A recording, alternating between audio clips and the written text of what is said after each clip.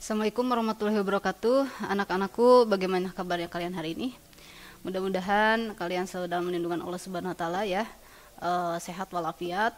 Ingat tetap jaga kesehatan dan terus terapkan protokol kesehatan dimanapun kalian berada.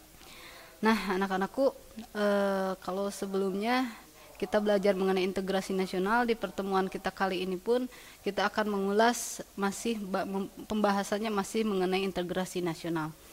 Nah, namun sebelum kita melakukan pembelajaran, mari kita berdoa terlebih dahulu ya, sesuai dengan agamanya masing-masing. Ibu beri kesempatan untuk berdoa.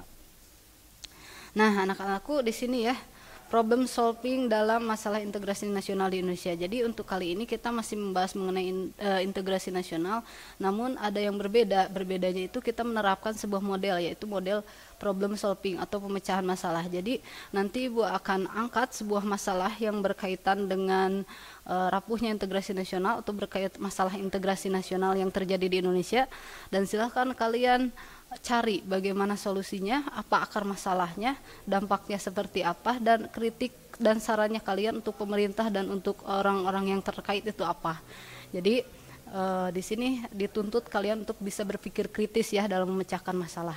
Jadi untuk pembelajaran kali ini, problem solving, pemecahan masalah dalam masalah kewarganegaraan atau masalah yang terjadi saat-saat ini yang berkaitan dengan integrasi nasional. Nah, di sini satu nusa, satu bangsa, satu bahasa Indonesia. Ini adalah sebuah simbol, atau kalian tahu Sumpah Pemuda bunyinya seperti apa? Sumpah Pemuda itu kan kami putra-putri Indonesia mengaku bertumpah darah satu tanah air Indonesia. Kami putra-putri Indonesia mengaku berbangsa satu bangsa Indonesia, dan kami putra-putri Indonesia menjunjung bahasa persatuan yaitu bahasa Indonesia. Dan di sana adalah Sumpah Pemuda merupakan deklarasi yang menyatakan bahwa Indonesia itu bersatu. Dari Sabang sampai Merauke kita memiliki berbagai perbedaan, baik itu dari budaya, agama, suku, ras, dan lain sebagainya. Kita memiliki berbeda budaya ya, dari bahasa, namun kita sepakat untuk menjadi satu sebagai bangsa Indonesia, dan itu disebut dengan integrasi nasional. Jadi bisa kita katakan bahwa integrasi nasional itu adalah hasrat atau kesadaran dari setiap warga negara di Indonesia untuk bersatu sebagai suatu bangsa, walaupun kita berbeda dari latar belakang yang berbeda ya, dari agama, etnik, suku, seperti yang tadi Ibu jelaskan. Jadi satu nusa, satu bangsa, satu bahasa Indonesia. Jadi di sini deklarasi atau Sumpah Pemuda merupakan deklarasi bahwa yang menyatakan bahwa Indonesia merupakan negara yang bersatu, atau menyatakan bahwa kesatuan bangsa Indonesia ya. Di sini ya, integrasi nasional. Jadi dari berbagai budaya itu menyatu dalam satu wilayah, itulah integrasi nasional. Kemudian hidup itu memang aneh. Di saat kita beda pendapat, kekuasaanlah yang menang. Importing all preferences from home interface. Systems are now fully operational.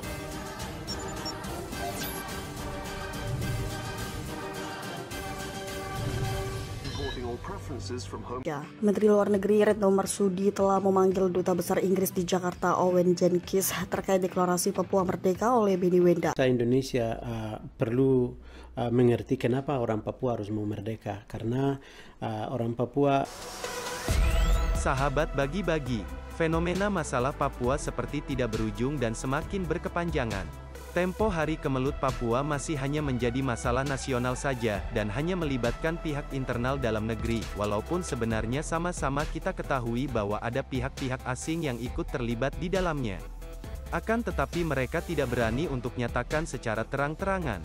Sahabat bagi-bagi, baru-baru ini sudah mulai nampak jelas pihak-pihak asing manakah yang menginginkan tanah Papua lepas dari NKRI, atau dengan kata lain, mereka berkeinginan keutuhan NKRI terpecah. Perlu sahabat ketahui, Kementerian Luar Negeri telah memanggil Duta Besar Inggris untuk Indonesia, Owen Jenkins, untuk menyampaikan protes keras terkait ulah tokoh separatis Papua Barat, Benny Wenda, yang telah menyebarkan disinformasi. Nasib rakyat bangsa Papua itu dikorbankan sehingga tidak akan pernah membangun Papua di dalam Indonesia. Kepada Dubes Jenkins, disampaikan protes keras atas pembiaran bagi Benny Wenda yang menyebarkan disinformasi, fitnah dan menghasut, serta mendalangi berbagai aksi kriminal dan pertentangan kepada NKRI di Papua, kata juru bicara Kemenlu, Tengku Faizasyah, dalam keterangannya. Terkait pemanggilan itu, Dubes Inggris berjanji akan menyampaikan protes keras dari Indonesia kepada pemerintah pusat di London terkait pemberian izin tinggal kepada Benny Wenda. Karena dengan memberikan perlindungan kepada orang yang telah menodai keutuhan NKRI, berarti dia sama saja telah mendukung gerakan yang mengancam keutuhan NKRI. Pemerintah Republik Indonesia berkewajiban melindungi dan menjaga kedaulatan setiap jengkal wilayah NKRI, termasuk Papua Barat. Sebelumnya Gerakan Pembebasan Papua telah mendeklarasikan pembentukan pemerintah sementara Papua Barat dan menominasikan pemimpin mereka Benny Wenda sebagai presiden sementara. Deklarasi itu dilakukan pada tanggal 1 Desember kemarin, menandai peringatan deklarasi kemerdekaan Papua Barat dari pemerintah kolonial Belanda pada tahun 1961 dan pengibaran bendera bintang kejora. Mereka juga tengah menyusun konstitusi baru. Hari ini, kami menghormati dan mengakui nenek moyang kami yang berjuang dan mati untuk kami, dengan membentuk pemerintah bersatu. Mewujudkan semangat rakyat Papua Barat, kami siap menjalankan negara kami, kata Benny Wenda yang kini menetap di Inggris. Seperti yang diatur dalam konstitusi sementara, Republik Papua Barat di masa depan akan menjadi suara hak asasi manusia, sebagai kebalikan dari dekade penjajahan pemerintah Indonesia. Hari ini kami mengambil langkah lain menuju impian Papua Barat yang merdeka, imbu Benny Wenda lagi. Sahabat Bagi-Bagi, menanggapi hal ini, juru bicara Kementerian Luar Negeri RI, Tengku Faizasyah, menyebut apa yang dilakukan oleh Benny Wenda adalah status yang diproklamirkan secara sepihak. Dan tentu saja tidak memiliki landasan hukum yang sah, dan sudah masuk dalam tindakan makar yang membahayakan keutuhan serta kedaulatan NKRI. Pemerintah menanggapi itu dengan minta Polri melakukan penegakan hukum. Sahabat Bagi-Bagi, apakah kemelut Papua akan bisa diselesaikan dengan cepat? Dan apakah langkah yang diambil pemerintah kita saat ini sudah efektif? Silahkan sahabat Bagi-Bagi berikan tanggapan kalian dengan tuliskan di kolom komentar. Tapi jangan lupa, bijaklah dalam menggunakan kata-kata. Karena ucapan dan tindakan yang baik adalah cerminan dari hati yang baik pula. Begitupun sebaliknya. Mantap! Wahai para Garuda muda, utamakan persatuan dan kesatuan dalam berbangsa, jangan mudah terpecah belah, agar Garuda semakin kokoh jumawa. Dan semakin terbang tinggi untuk mengharumkan bangsa. Sekian dulu informasi dari Mimin. Jangan lupa dukung terus channel ini dengan berikan like and subscribe, serta bagikan video ini ke sahabat dan handai tolan kalian. Terima kasih sudah tonton video ini sampai akhir. Mimin undur diri dulu. Wassalam.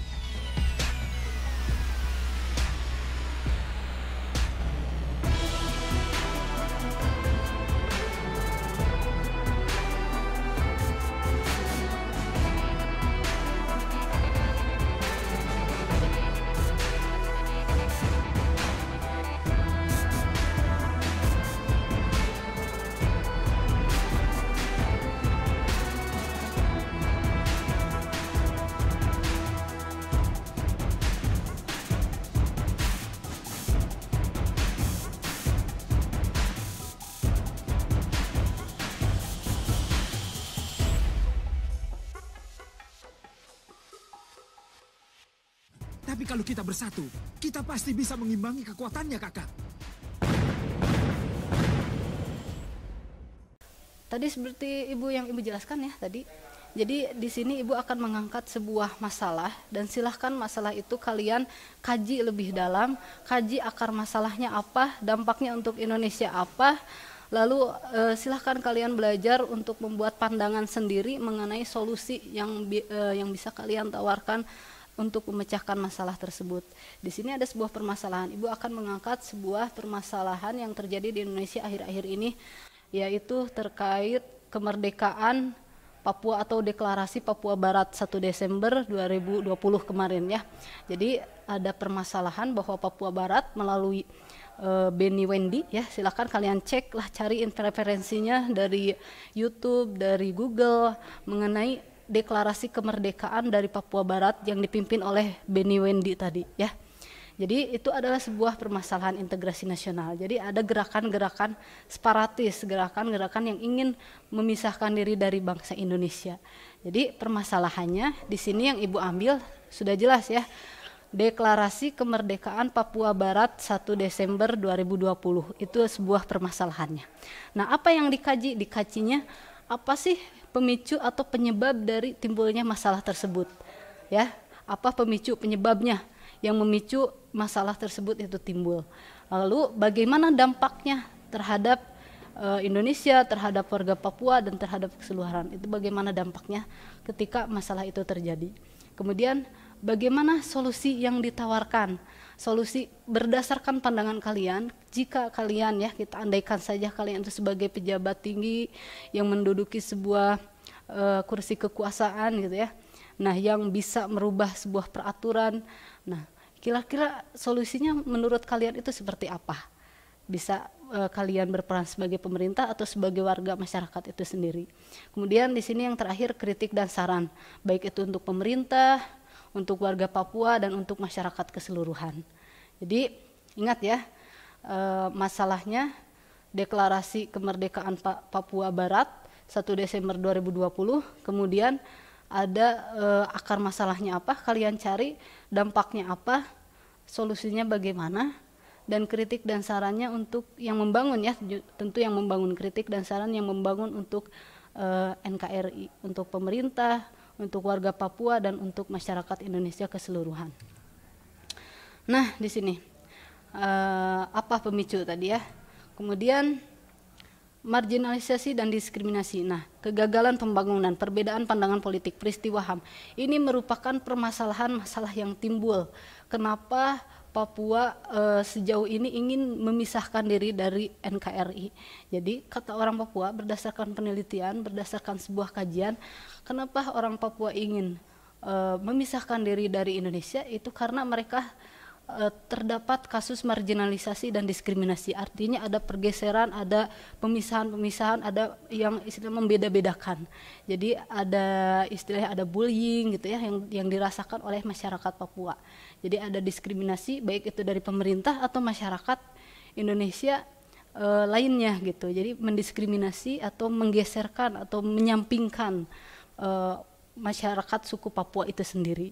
Kemudian kegagalan pembangunan, tentu ini juga merupakan salah satu permasalahan kenapa selama ini Papua ingin sekali berpisah dari Indonesia. Kenapa kegagalan pembangunan ini dari sektor kesehatan, pendidikan, dan juga kesejahteraan bagi masyarakat Papua itu sendiri. Jadi terdapat kegagalan pembangunan yang dirasakan oleh masyarakat di Papua. Kemudian perbedaan pandangan politik ya di sini.